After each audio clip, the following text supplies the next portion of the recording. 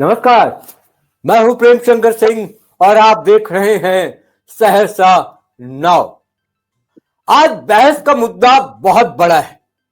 बिहार में बंद पड़ी चीनी मिल और पलायन। असली सवाल यही है, क्या बिहार सरकार एक बार फिर चीनी मिलों को लेकर गंभीर हो गई है? क्या बंद पड़ी मिलों को चालू करने की तैयारी सिर्फ कागज पर है या इस बार जमीन पर कुछ बड़ा होने वाला है? और इसी के साथ जुड़ा पलायन का सबसे बड़ा मुद्दा, आखिर क्यों हर बार वादे होते हैं कि मिलें चलेंगी, उद्योग आएंगे, युवाओं को रोजगार मिलेगा, लेकिन नतीजा वही पुराने सवाल और वही बंद फाटक। सरकार कहती है प्लान तैयार है, निवेश आएगा, नौकरियां बनेंगी, लेकिन जनता पूछ रही है आखिर कब? आज की बहस, क्या चीनी मिलों का पुनर्जीवन बिहार के पलायन को रोकने की असली कुंजी है? और क्या सरकार इस बार वाकई कुछ करने वाली है या फिर ये भी एक चुनावी जुमला ही साबित होगा? सवाल कई हैं और इन सवालों का जवाब ढूंढने की हम कोशिश करेंगे। और इसके लिए मेरे साथ एक बहुत बड़ा पैनल है और इस पैनल से चर्चा करेंगे कि आखिर सरकार चाहती क्या है और किस तरीके से इस प्लान को अमली जामा पहनाया जाएगा। तो सबसे पहले रूबरू कराऊं अपने पैनलिस्ट से, रुपेश सिंह, जो कि गुड़ उद्योग से जुड़े हुए हैं, एग्रो इंडस्ट्री से जुड़े हुए हैं। चंद्रशेखर कुमार जी हैं, जो कि जाने माने सामाजिक कार्यकर्ता हैं।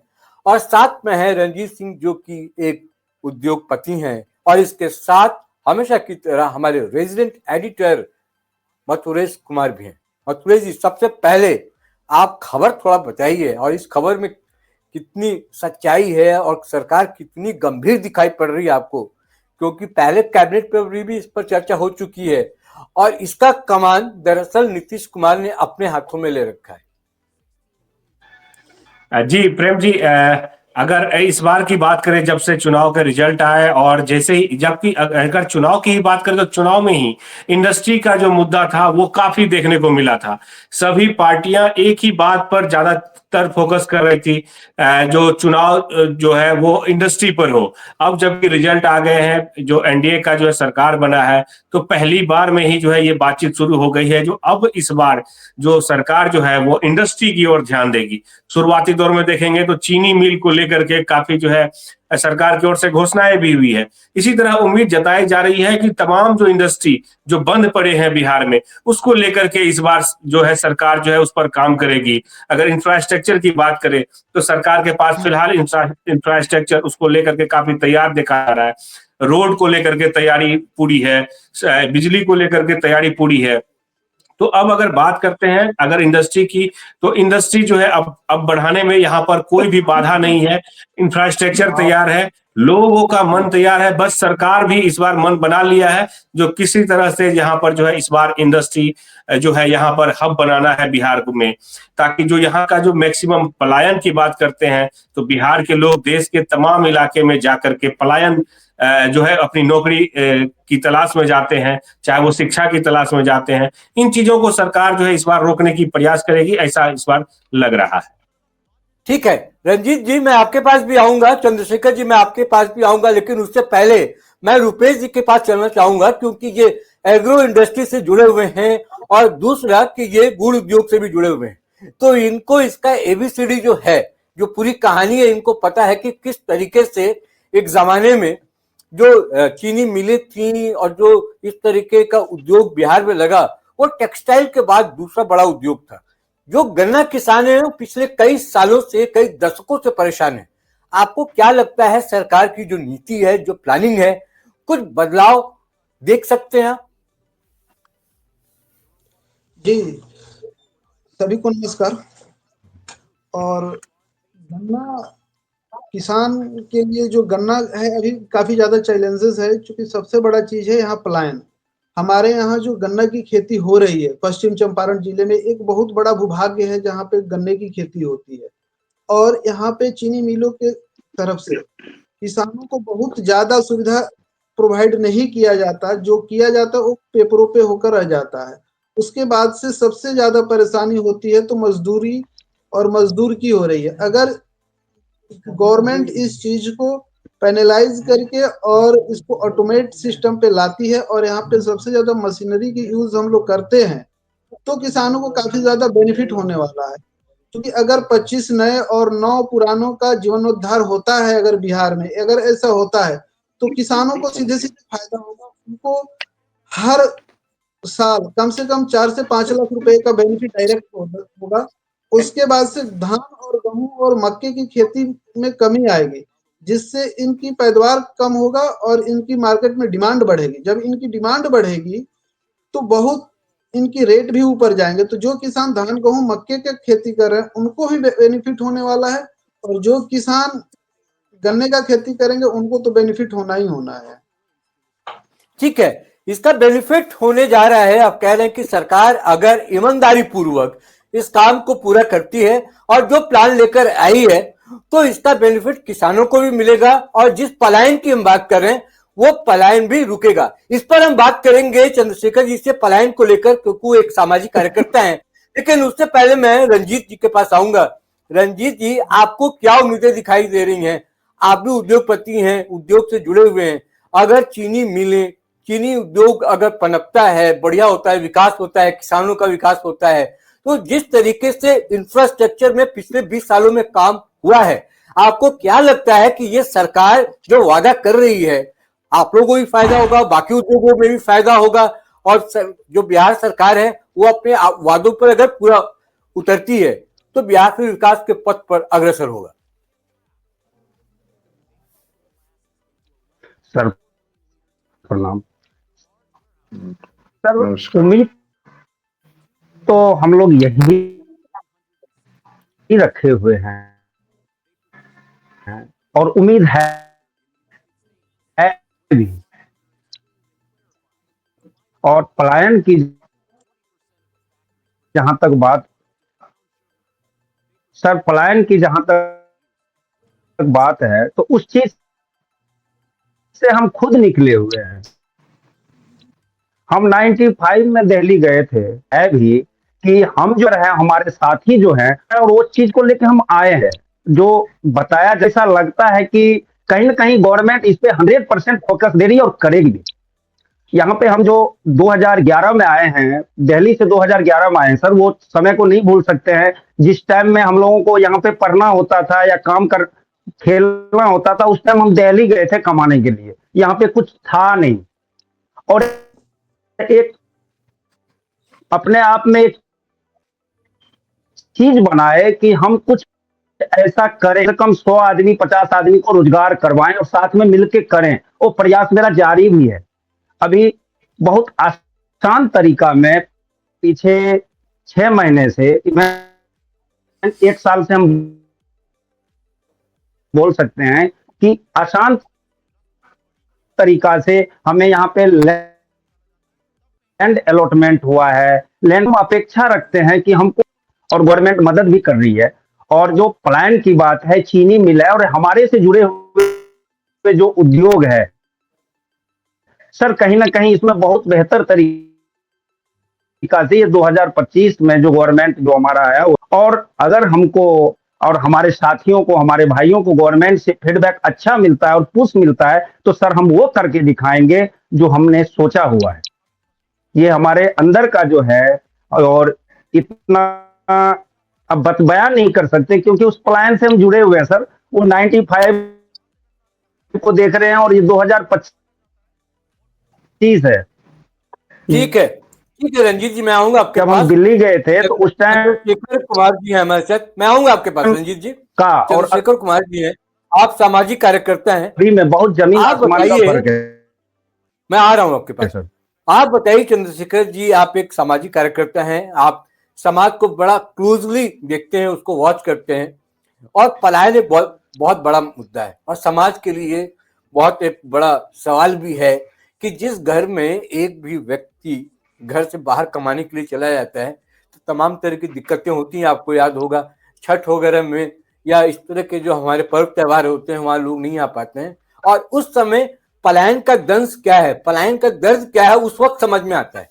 तब लगता है कि काश क्यों उद्योग हमारे यहाँ भी होता, लोग पलायन नहीं करते, रोजगार यहीं मिल जाता।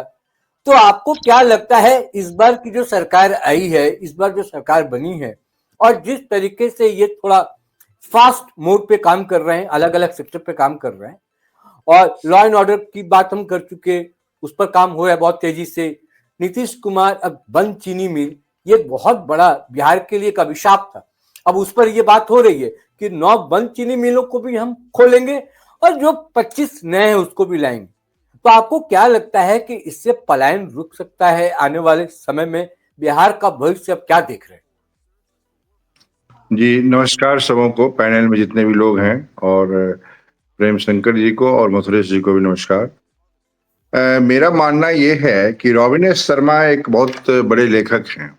उन्होंने एक किताब लिखी है, the monk who has solved his Ferrari, उसी का वर्जन है एक।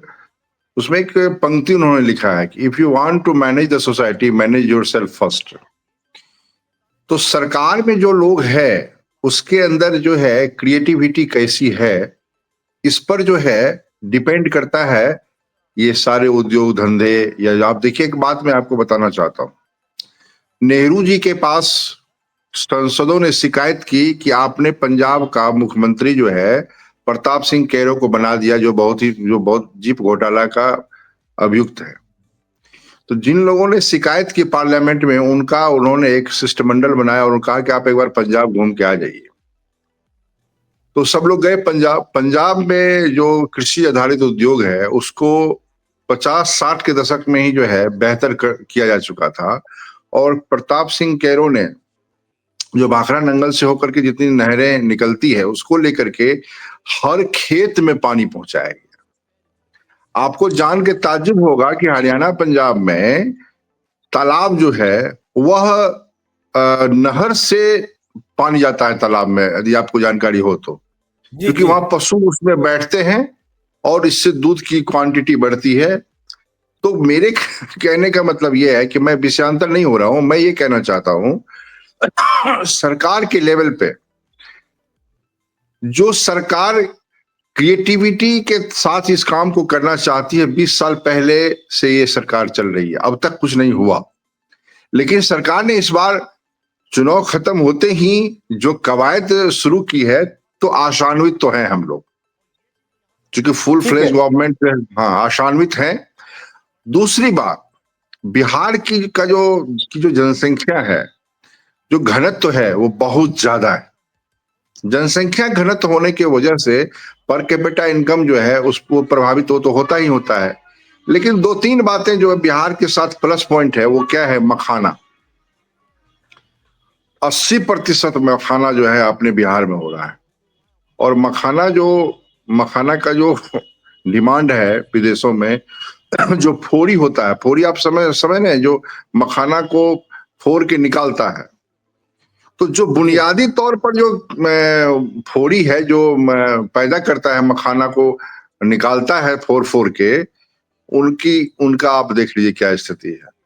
मखाना 1200 से 1500 रुपए केजी बंबई में और दूसरी जगह मिलते हैं, और अपने यहाँ से मखाना 400-500 रुपए केजी जो है यहाँ से जाता है। बीज का जो बिचौलिया है वो लाभान्वित हो रहा है, लेकिन जो हम प्रोडक्शन कर रहे हैं ना, जो आम आदमी कर रहा है वो लाभान्वित नहीं हो रहा है, फोड़ी लाभान्वित नहीं हो रहा है। जरूरी क्या है ना कि आपके पास जो है एसटीडी क्या है। बिहार के पास जो संसाधन है, प्राकृतिक संसाधन, जैसे कि मैं आपको एक बात बताता हूँ, 2012 की घटना है। मैंने डिस्ट्रिक्ट मजिस्ट्रेट को एक आइडिया दिया, मैंने लिख करके उनको दिया कि भाई उत्तरोत्तर जो नेपाल की तराई से लेकर के साउथ में है ये ढलान है, और आप देखेंगे कि दरभंगा से लेकर के किशनगंज तक सैकड़ों नदी है जो कि बारिश में जो है नदी का रूप ले लेती है। यदि हम इसको चैनल बनाते हैं तो मछली उत्पादन जो है लगभग 68 से 70% बढ़ जाएगा। तो दिल्ली जो मछलियां जाती है आंध्रा से, वो हमारे बिहार से जाएगी। मेरे कहने का मतलब ये है, चाहे वो चीनी उद्योग हो, चाहे वो मखाना उद्योग हो। दूसरी बात क्या है कि मुर्रा नस्ल की जो भैंसें हैं, आप देखेंगे कि मुर्रा नस्ल की भैंस आपको हरियाणा में, जिंद के हिसार वगैरह में, मैं आऊंगा इस पे चंद्रशेखर जी। मैं ओवरऑल कह रहा हूं कि जब हमारे पास पानी है हमारे पास 15 से 20 फीट पे पानी है तो हम पशुपालन को भी बढ़ावा दे सकते थे। जी हम अमूल आएंगे यहाँ इस पे। खाते हैं। मैं तो आऊंगा आपके पास। ओवरऑल जो उद्योग है उसके लिए रणनीति बनानी पड़ेगी सर। केवल गन्ना उद्योग से नहीं बनेगा बात। मैं उसी आपके राउंड पास पे जब आऊंगा, जब ठीक दूसरा होगा। सवाल लेकर आऊंगा तो आपसे यही जानने की कोशिश करूंगा मैं कि चीनी उद्योग के अलावा भी बिहार में और क्या क्या हो सकता है। रुपेश जी मेरे साथ जुड़े हैं। रुपेश जी, हम बात कर रहे हैं चीनी मिलों को लेकर, चीनी उद्योग को लेकर। आप इससे जुड़े हुए हैं, आपको पता है कि यहाँ पर चुनौतियां क्या है। कहा यह जा रहा है कि अगर हम 25 नए और उद्योग ले आएंगे, 9 फिर से शुरू कर देंगे, लेकिन जो टेक्नोलॉजी के स्तर पर जो दिक्कतें आएंगी, जो सिंचाई को लेकर जो दिक्कतें आएंगी, जो इंफ्रास्ट्रक्चर इसके लिए जरूरी है उसको लेकर जो दिक्कतें आएंगी, उससे सरकार कैसे निपटेगी? कोई रोड मैप आप बता पाएंगे क्या जिसको सरकार सोचना चाहिए जिस पर? जी बिल्कुल, सरकार के पास रोड मैप पहले से ही है और इरिगेशन डिपार्टमेंट से ऑलरेडी ये स्कीम चल रहा है, जिसपे आप सारे किसान, कुछ ही किसान इस पे फायदा ले पाते हैं। जो हर खेतों में ड्रिप इरिगेशन प्लांटिंग लगाया जाता है, जिसपे 90% तक किसान सब्सिडी देती है, किसानों को गवर्नमेंट सब्सिडी देती है। और ये गन्ने के लिए काफी ज्यादा फायदेमंद होता है। हम लोग खुद अपने खेतों में यूज करते हैं इसको। दियारा क्षेत्र में ये सबसे ज्यादा कारगर होता है, जहाँ पे बालू में खेती होती है गन्ने की, वहां पे ड्रिप इरिगेशन और स्प्रिंकल जो है काफी ज्यादा फायदेमंद होता है। ड्रिप इरिगेशन से ज्यादा स्प्रिंकल, ये स्कीम भी है गवर्नमेंट के पास और ये पहले से चल रहा है। हमारे किसान भाइयों को पता ही नहीं होता है कि हमें कौन से स्कीम चल रहा है अभी और किसका फायदा हमें लेना है। सबसे बड़ी चीज है कम्युनिकेशन गैप बहुत ज्यादा होता है गवर्नमेंट और किसान के बीच में। किसान के पास उस बहुत ऐसी स्कीम है गवर्नमेंट की जो पहुंच ही नहीं पाती है। और दूसरा सबसे ज्यादा परेशानी अगर गन्ना किसानों को आने वाली है तो हमारे यहाँ कुछ जिले को छोड़ दिया जाए, पश्चिम चंपारण, पूर्वी चंपारण और गोपालगंज जिले को छोड़कर लगभग हर जगह से गन्ने की खेती लगभग बंद है। तो वहां पे न तो गन्ने की खेती कैसे की जाए इसकी एक्सपर्ट ट्रेनिंग देनी पड़ेगी पूरा किसानों को। उसके बाद से सबसे ज्यादा परेशानी आने वाली है तो मजदूरों की परेशानी आने वाली है, क्योंकि इधर तो इसके लिए मजदूर आ जाते हैं और सबसे खेद की बात है कि बिहार के मजदूर हमारे खेतों में काम नहीं कर रहे हैं।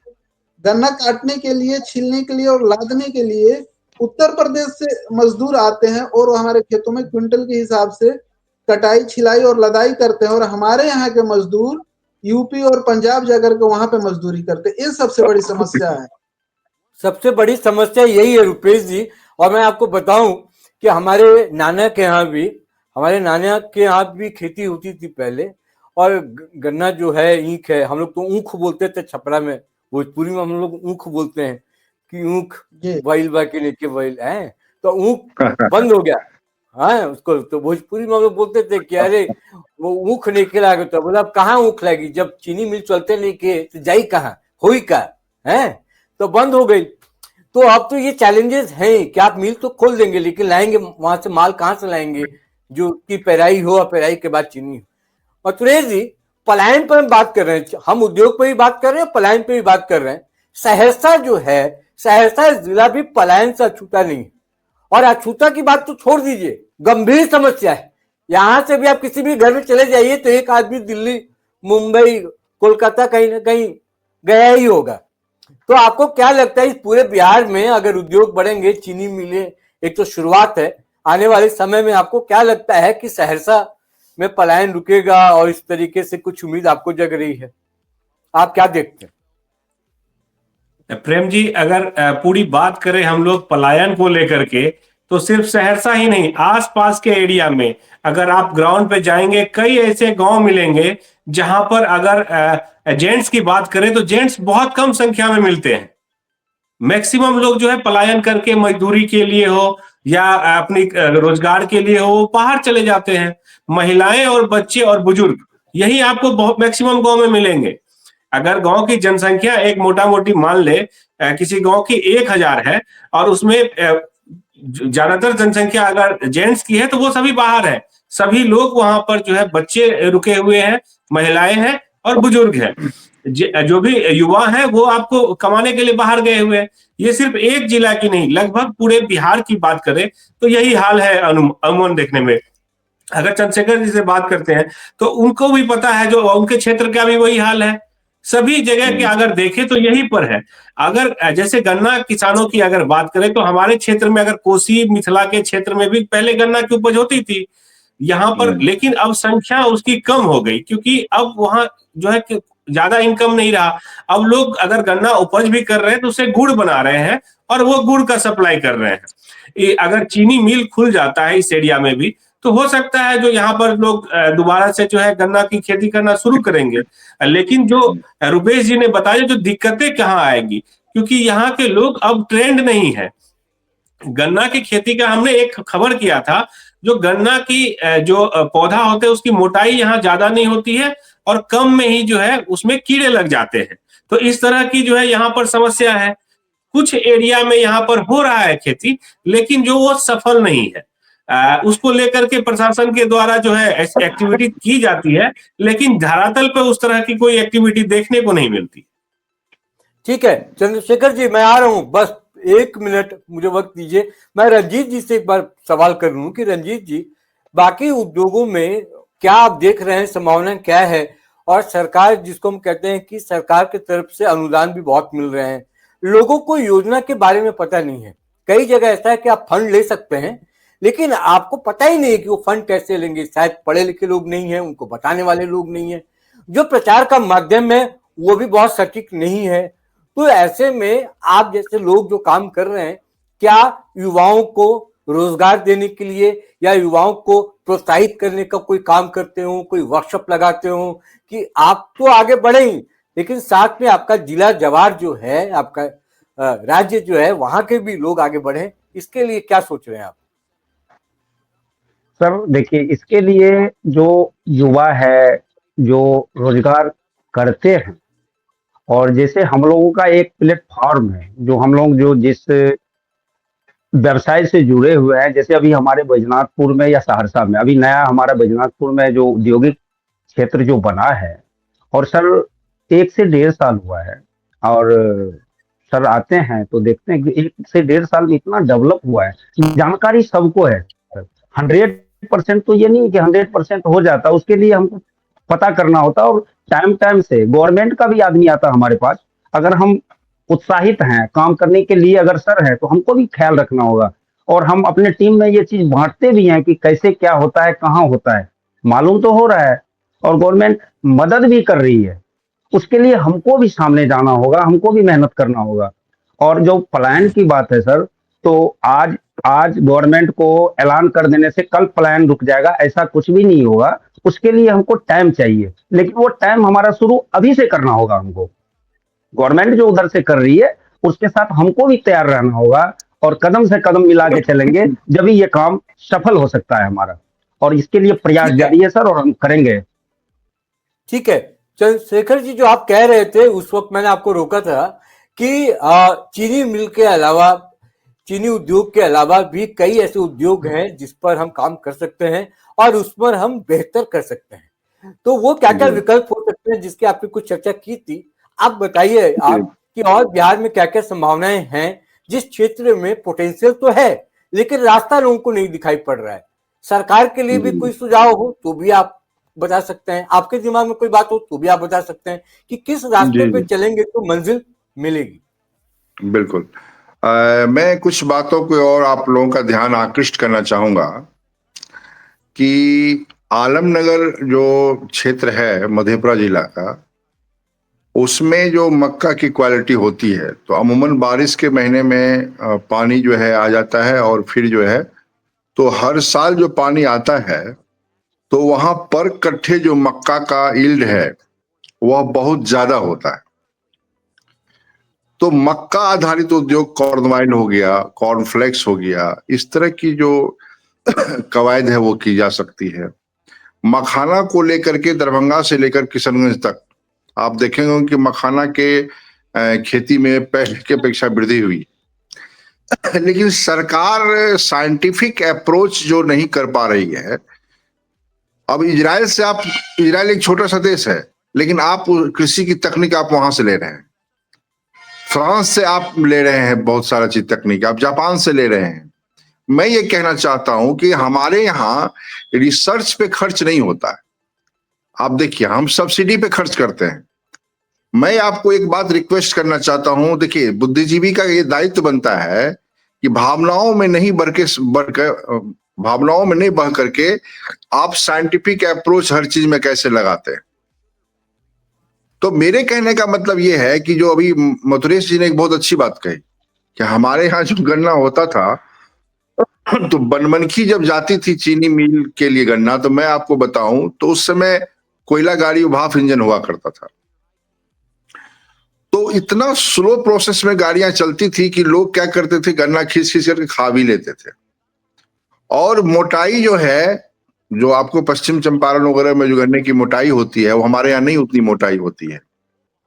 या उत्तर पूर्व प्रदेश के सहारनपुर में, वेस्टर्न उत्तर प्रदेश में जो गन्ने की मोटाई होती है, या महाराष्ट्र में आप जाएंगे तो एक एक गन्ना जो है 12-12 फीट का होता है, 14 फीट का होता है। उसकी मोटाई हमारे यहाँ के गन्ने से 3 गुना ज्यादा होती है। उसके पीछे कारण क्या है, इस पर जो है सरकार को देखना पड़ेगा कि यदि हम 1 एकड़ में गन्ना कर रहे हैं तो महाराष्ट्र और पश्चिमी उत्तर प्रदेश की तरह हमारे यहाँ जो है कितना क्विंटल जो है उत्पादन हो रहा है। ओवरऑल कहने का मतलब ये है हमारा, जैसे मत्स्य पालन को आप लीजिए, जो मिथिलांचल का एरिया है, आप देखते होंगे मथुरेश, यदि आप घूमेंगे तो यहाँ चौर मिलेगा आपको, चौर जो मिथिलांचल से है, जिसे रंजीत जी भी जानते हैं, चौर होता है इधर। आप चौर का डेवलपमेंट नहीं हो पा रहा है। यदि हम चौर का डेवलपमेंट करेंगे और प्रॉपर वे में उसमें बीज डालेंगे और अच्छे तरीके से करेंगे, तो हमारा जो मल्लाह भाई है जो मछली से जुड़ा हुआ है, वो काहे के लिए बाहर जाएगा जी। तो इच्छा शक्ति तो है, लेकिन रिसर्च टीम नहीं है बिहार सरकार के पास। इसको अदरवाइज नहीं लीजिए, भावनाओं में मत बहिए। आपके पास जो प्राकृतिक संसाधन है, उसको साइंटिफिक अप्रोच के माध्यम से आप इजराइल नहीं बन सके, तो आपको ये कमी एक्सेप्ट करनी पड़ेगी आपको। तो मेरे कहने का मतलब ये है कि जो कहीं कहीं तो मैंने देखा कि 50-50 एकड़ में चौर फैला हुआ है। क्या मथुरेश जी, मैं गलत बोल रहा हूँ? आप चलिए आलमनगर साइड में, अररिया साइड वगैरह में। सर को मैं बता दूं, लो लैंड जो होता है सर, जहां पर पानी इकट्ठा हो जाता है बारिश के समय में, लो लैंड को ही चौर बोलते हैं। अब वहां पर मछली, मखाना, इस तरह की खेती होती है वहां पर। मैं जानता हूँ, ग्रामीण परिवेश से हूँ, मैं चौर जानता हूँ और तो मैं अच्छे तरीके से जानता हूँ। और दूसरी बात क्या है कि बस 1 मिनट में मैं अपनी बात पूरी कर ले रहा हूँ। आपके यहाँ जिंद का मुर्रा भैंस यहाँ लाइए तो वो वहां यदि 22 लीटर दूध दे रहा है, तो आपके यहाँ वो देगा 14 लीटर दूध। क्यों? क्योंकि आपके यहाँ जो पानी की गुणवत्ता है वो बेहतर नहीं है। आपको पानी को फिल्ट्रेट करके जानवर को पिलाना पड़ेगा, आर्सेनिक की मात्रा ज्यादा है, और भी तत्व जो है उसमें से हटाने पड़ेंगे। तो मैं ये कह सकता हूं कि पशुपालन को भी जो है बढ़ावा यहाँ देना पड़ेगा। आप अमूल गुजरात का जो प्रोडक्शन है वहां आप यहाँ यूज करते हैं, और आपके यहाँ पानी और घास पर्याप्त मात्रा में मौजूद होने के बाद भी आप पशुपालन जो है उद्योग का दर्जा नहीं ले सका है। ओवरऑल जो है बहुत सारे जी बिल्कुल, अपनी बात मैं खत्म कर रहा हूँ। जी समय की पाबंदी है। बस चलते चलते रुपेश जी, मैं आपसे जानना चाहूंगा, क्योंकि मेरे डिबेट का विषय यही है कि आप कोई ऐसा मैसेज दें, क्योंकि हम बात कर रहे हैं बिहार के किसान भाइयों के लिए, और तमाम जो बिहार के किसान हैं जो इस उद्योग से जुड़े हुए हैं और जो गन्ना उपजाते थे या सोच रहे हैं अब, जबकि उद्योग क्योंकि लाने की बात सरकार कर रही है, तो अब वो सोच रहे हैं कि फिर से वो किसानी करेंगे और गन्ना और ईख उगाएंगे अपने खेत पर। आप मैसेज कुछ देना चाहें जिससे कुछ उनको फायदा हो, बताइए। तो फिर एक लास्ट रिएक्शन लेते हुए फिर हम कार्यक्रम को खत्म करें। जी बिल्कुल, देखिए जो भी किसान अगर गन्ने की किसानी करना चाहते हैं, उनको सबसे पहले फर्स्ट ऑफ ऑल टेक्नोलॉजी का सहारा लेना पड़ेगा, इसलिए कि अब उतने लेवल पे हमारे पास कुशल मजदूर नहीं है जो गन्ने की खेती कर सकते, तो हमारे पास वो मशीनों की व्यवस्था करनी पड़ेगी जो गन्ने की रुपाई कर दे, गन्ने की निराई कर दे, और ये सारे टेक्नोलॉजी उपलब्ध है हमारे यहाँ। और हम लोग कुछ टेक्नोलॉजी यूज कर रहे हैं, कुछ गन्ने काटने और लादने का जो भी टेक्नोलॉजी है वो थोड़ा 90-1 लाख का है, तो थोड़ा ज्यादा कॉस्टिंग है। उसका, तो अभी उसको किसान यूज में नहीं ला रहे हैं। और गन्ने काफी प्रॉफिटेबल बिजनेस है, इसको करने से किसानों को डायरेक्ट बेनिफिट मिलता है। इसकी जो प्राइस होती है वो बिहार सरकार और केंद्र सरकार तय करती, इसमें कोई कहीं मोल भाव नहीं होता है। जो होता है डायरेक्ट किसान के अकाउंट्स में आते हैं चीनी मिलों के द्वारा, डिफरेंस के अमाउंट भी आते हैं। तो मुझे लगता है कि गन्ना का खेती जो है हमारे यहाँ किसानों के लिए काफी ज्यादा प्रॉफिटेबल होगा। और बिहार के जो किसान धान और गेहूं मक्के की खेती कर करके थक गए थे और उससे उनको काफी ज्यादा इकोनॉमिकल फायदा नहीं होता था, उनको अब गन्ने की खेती करने से काफी ज्यादा इकोनॉमिकल फायदा होगा। अब मैं बात करता हूँ जैगरी प्लांट के का, जो गुड़ और मिठा भी हमारे यहाँ इसको बोला जाता है। हम लोग इसका उत्पादन करते हैं, लेकिन इसका पहले मार्केट हुआ करता था, लेकिन अब क्या है कि बिहार में जो भी उत्पाद हो रहा है उसका मार्केट नहीं है। तो जब तक चीनी मिल नहीं खुलता है तब तक अगर आप अपने लोकल बाजार पे डिपेंड है तो ठीक है, लेकिन ऐसे फायदे का सौदा नहीं है। चीनी मिल जी खुलने के बाद ये काफी प्रॉफिटेबल बिजनेस हो जाएगा और किसानों को काफी ज्यादा इकोनॉमिकल तौर पे बड़ा मजबूती मिलेगी। हाँ, लेकिन जी किसानों को इस चीज को ध्यान रखना होगा कि उनको टेक्नोलॉजी का उपयोग ज्यादा करना पड़ेगा, नहीं तो फिर नुकसान हो जाएगा। जी रंजीत जी, आपका वक्त 10 सेकंड में बताइए कि आप क्या चाहते हैं, बाकी उद्योगों के लिए कैसे देख रहे हैं, आप जिस सेक्टर में काम कर रहे हैं वहां पर सरकार को क्या करने की जरूरत है।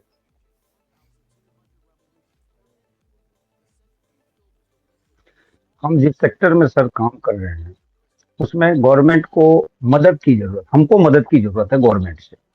हम वहां तक पहुंचे हैं कि अब सिर्फ गवर्नमेंट का ही मदद चाहिए। अगर गवर्नमेंट सिर्फ कहती है करती नहीं है तो फिर हम वहीं पे ड्रॉप हो जाएंगे, फिर हमको वापिस जाना पड़ेगा जहां से वापिस आए हैं।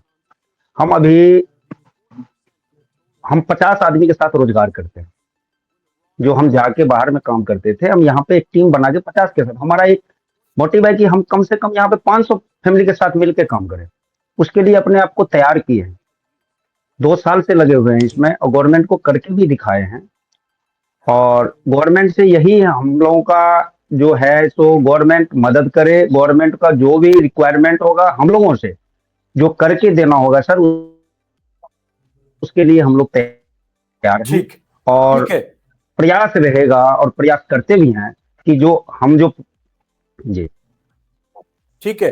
चंद्रशेखर जी, अंतिम कमेंट। और आप क्योंकि सामाजिक कार्यकर्ता हैं तो पलायन पर संक्षेप में बताइए कि पलायन कितना बड़ा समस्या है, कितनी बड़ी समस्या है बिहार के लिए, और क्या चुनौतियां हैं, इसको कैसे और दुरुस्त किया जा सकता है। 1 मिनट में आप बोलिए, फिर मैं कार्यक्रम को वाइंड अप करूंगा। मैं जी जी जी प्रेम शंकर जी, मैं एक बात कहना चाहता हूँ। जब हम अपने घर में जब बच्चे होते हैं तो उनको हम पढ़ा के कहते हैं कि तुम ये बीपीएससी करो, यूपीएससी करो या क्लर्क बनो। कभी हमारे दिमाग में ये बात नहीं आती कि मेरा बेटा उद्योगपति बनेगा, क्योंकि यहाँ उद्योग का कल्चर ही नहीं। तो उद्योग का जब कल्चर सरकार की तरफ से पहल हो रही है तो ये बहुत ही स्वागत योग्य कदम है। जब हम कल्चर डेवलप कर लेंगे ना तो हमारे लोग जो बाहर जा रहे हैं वो नहीं जाएंगे। हमारे यहाँ ये कल्चर का अभाव है क्योंकि हमारे यहाँ उद्योग ही नहीं है। तो मुझे लगता है कि हम सब, ये केवल सरकार की जवाबदेही नहीं है सर, हम सब बुद्धिजीवियों को भी कोऑपरेटिव बना करके जो है समाज के अंतिम पायदान में जो लोग हैं उनको बेनिफिट पहुंचाना चाहिए, ताकि हमारे समाज का, आप मथुरेश जी ने बहुत अच्छी बात बताई कि गांव में युवा है नहीं, चुनाव के समय में, दिवाली के समय में, छठ के समय में लोग आते हैं। तो हम लोगों को भी ये कल्चर जो है विकसित करना होगा, माहौल बनाना होगा और पलायन जो है इस तरह से रुक पाएगा।